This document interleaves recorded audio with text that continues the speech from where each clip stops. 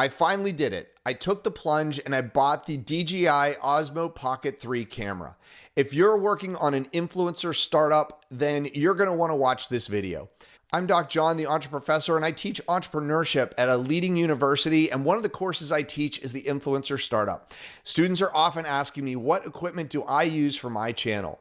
And I'm really a small creator, and I have a small channel. I've really just been tinkering with YouTube over the last couple of years, so I don't have a large budget. I don't have lots of revenue streams, so this is a big purchase for my channel, but I thought it was a really good fit for what I'm doing, and I'm really looking forward to seeing how it changes what I do, maybe gives me the opportunity to get out of the studio more with my content creation. So in this video, I'm going to do an unbox. I'll show you everything that's in the box, what you're getting. I'll talk about why I bought this camera and offer some things to consider if you're looking at this as something that might fit into your influencer startup. So let's get into it. So if you're not familiar with the DJI Osmo Pocket 3, it's one of the most practical creator cameras available because it solves a problem that most cameras don't. Getting smooth, high-quality handheld video without a complicated setup. It combines a 1-inch sensor, 4K video, strong low-light performance, a rotating screen, and a built-in 3-axis mechanical gimbal. That means you can walk, talk, travel, vlog, or film quick social content and still get footage that looks steady and polished. I use a Sony ZV-E10, which is a great camera for doing this type of work, but it's a little bit larger than the Osmo, and when I put it on a gimbal, it gets really clunky. And so I like using it, and it gives me great quality, but a lot of times I end up just using my iPhone because I don't feel like getting it all out and getting it set up. So this is where I think the Osmo is going to give me a lot more flexibility. Compare with my Sony ZV-E10, the Pocket 3 is going to be far easier to carry and stabilize. Though I do really like that I can change the lenses on my Sony. That interchangeable lens capability is really helpful. But when compared with the GoPro, the Pocket 3 is better for handheld storytelling. Even though the GoPro is definitely better for rugged action, water, or mounted shots. And I do have an older GoPro, but I don't use it very much because it really is hard to hold and it doesn't really give me what I need. And then compared to the iPhone Pro, which I have an older iPhone Pro that still has really good camera and does a really good job, but the Pocket 3 gives more of an intentional filming experience and smoother motion. And I have to tell you, nothing more frustrating than a call coming in while I'm creating content on my phone. So it really takes that out of the equation as well. The bottom line, this seems like the best camera for creators who want professional looking video without carrying around professional sized gear. And that's why I decided to buy it. So now I'm going to go ahead and unbox the camera. So I got the creator combo. This comes with a mic and some other things. I also got it as an Amazon Day special, so I got some really good pricing on it. It includes a memory card, and it's actually just kind of attached to the outside. So I think this is whoever the seller was including some extras. And so that's there. It also came with a glass cleaner kit, which is useful. And also, this is a reader for the USB card. I already have one of those, so that's not a big deal, but that was kind of nice. It also came with like a really, really nice like cleaning kit. So it looks like it has lots of the different things in here to help clean the lens and those kinds of things. And finally, it came with a case that holds it. It's set up to hold the camera itself. So it's looks like it's got like a kind of a wrist holder here, but it has places that are cut out for the camera. So those are all kind of nice. I wouldn't have paid a lot more for those, but I actually got a good deal even with that. So let's just take a look. In the box here, it says it's got the camera itself, it's got the cover, it has a DJI Mic 2 transmitter. I have the DJI 3s, so I'm going to be able to have a couple of options there for audio. Let's see, it's got the threaded attachment, so you can put it onto a tripod. It also has a battery handle, which means it has some extended battery life, and a little mini tripod, which is great. Looks like connecting cable, carrying bag. I don't know if that's in the box and that's separate or if it's the same. It looks like this is a third-party one, so it looks like I got two carrying options. Clip magnet for the DJI 2, which is real useful for clipping those on.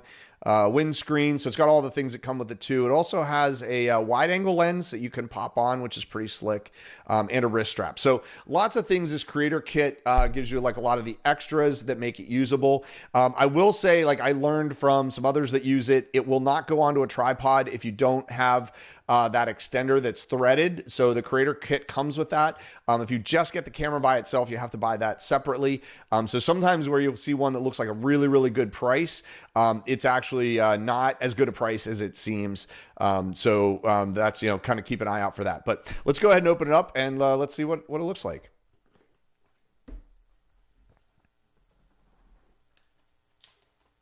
I want to make sure I don't lose my SD card here while I'm taking the cellophane wrapper off. Okay, so right away inside the box, looks like we have a sticker. It's kind of slick, like a DJI sticker. And the instructions, so the guide here. And let's see what we got. This is looks like the main thing. So it does come in a carrying case inside the box here. So let's pull this out. A lot of packaging, seems a little unnecessary, but okay. So yeah, it does come in like a real nice, like a compact carrying case, says Osmo. So I think this is like the official carrying case.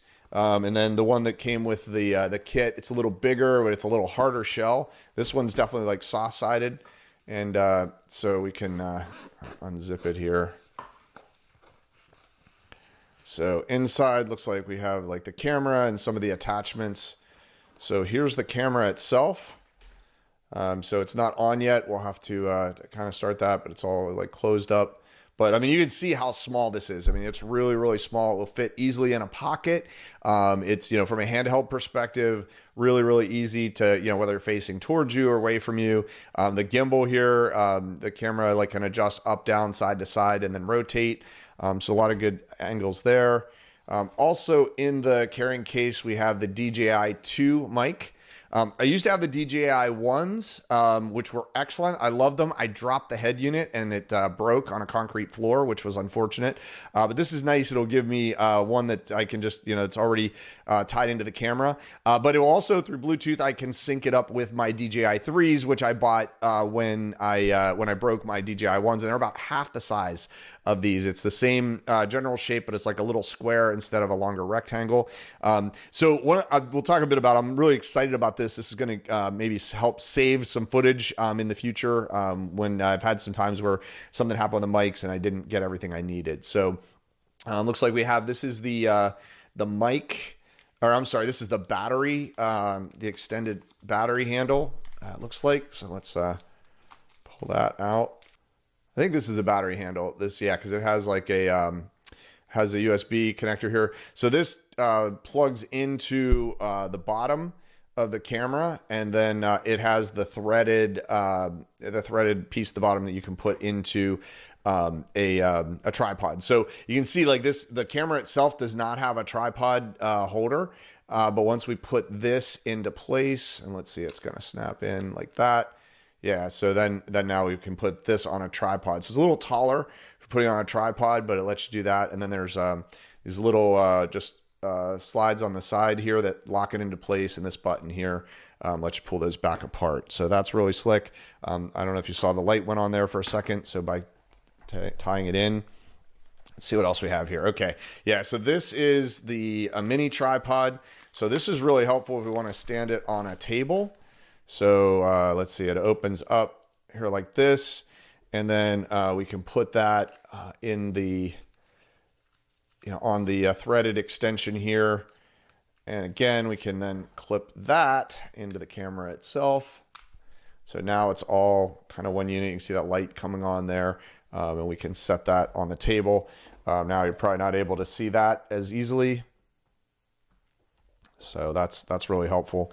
Okay, let's see what else we have here. We have this is the extra extended battery pack. Actually, no, sorry. This is the battery pack actually has a threaded bottom on it, and this is just the threading. So if you were charging that battery on the at the same time there, if you're charging that battery, you could still use this for the threaded tripod holder. It clips into the camera, but this one does not have a battery in it. So pulling this back out here, if we took this off, we could just put this one in, and it's a little bit smaller, but then we can also take the tripod, and I'm taking it off the battery handle here, and we can put that, oops, this way. Yeah, there we go.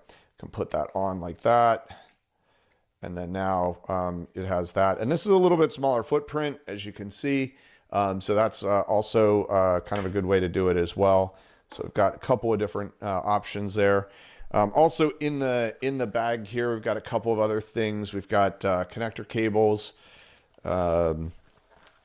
Let's see, it looks like, oh yeah, this is for the mic. That's the dead cat. That's just that windscreen. And it looks like a couple of other attachments for the mic.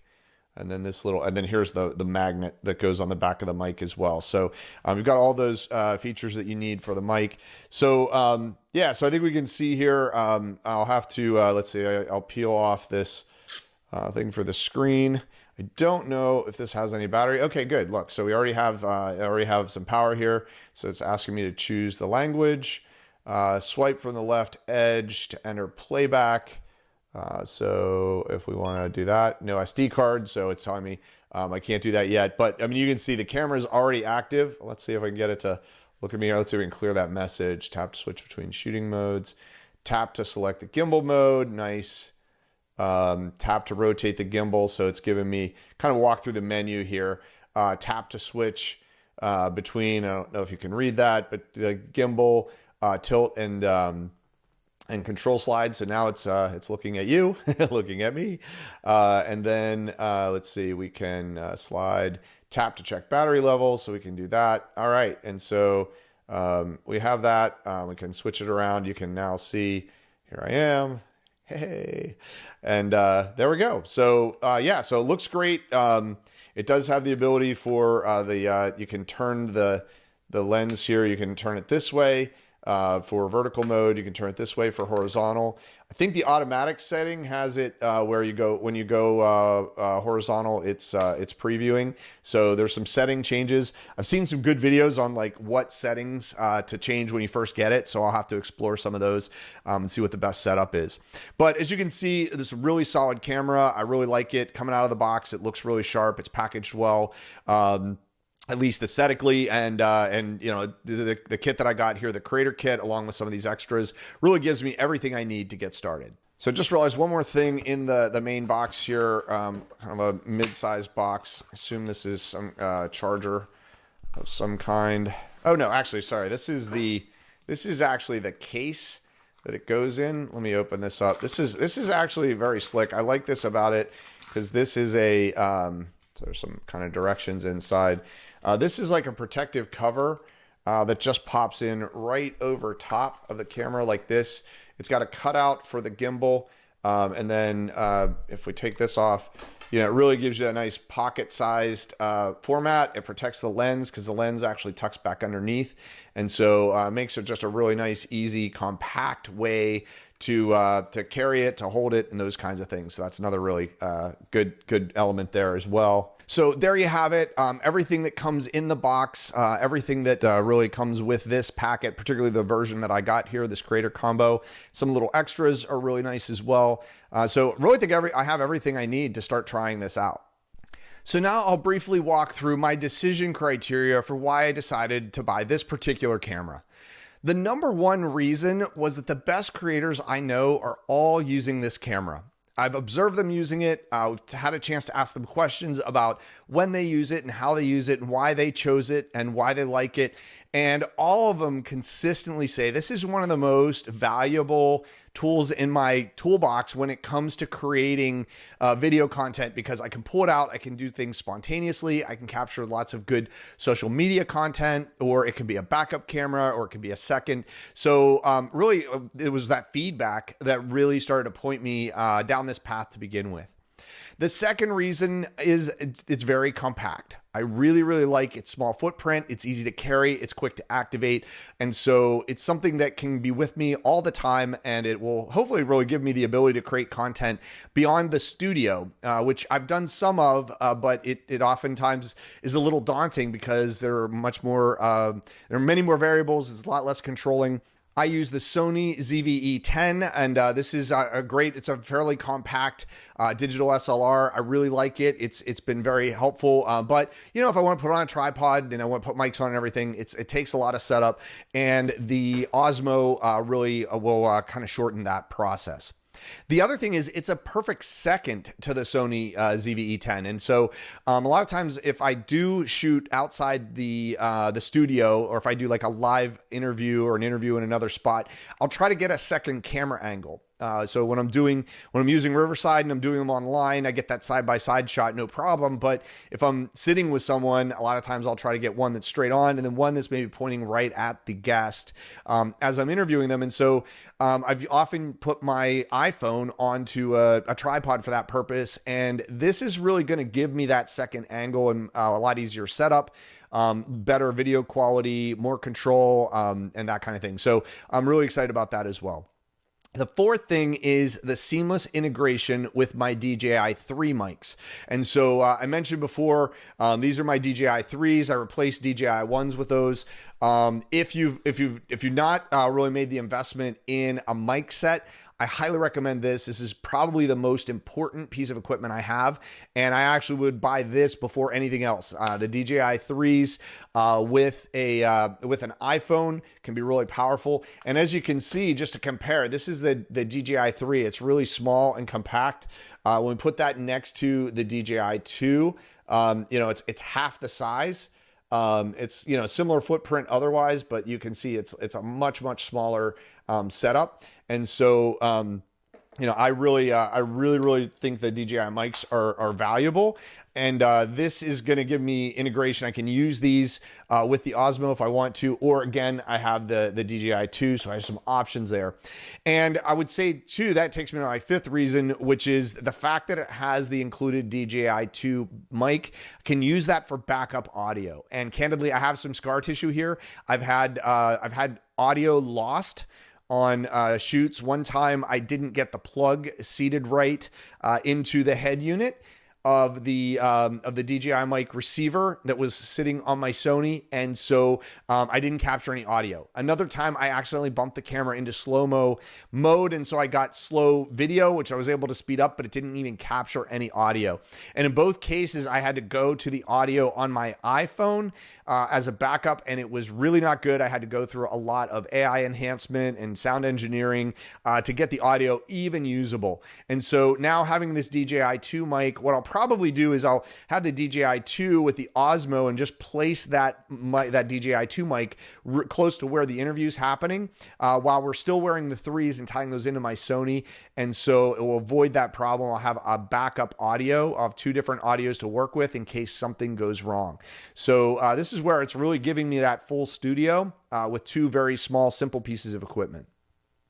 In terms of the bigger picture, I've mentioned it a couple times. I want to get out of the studio more.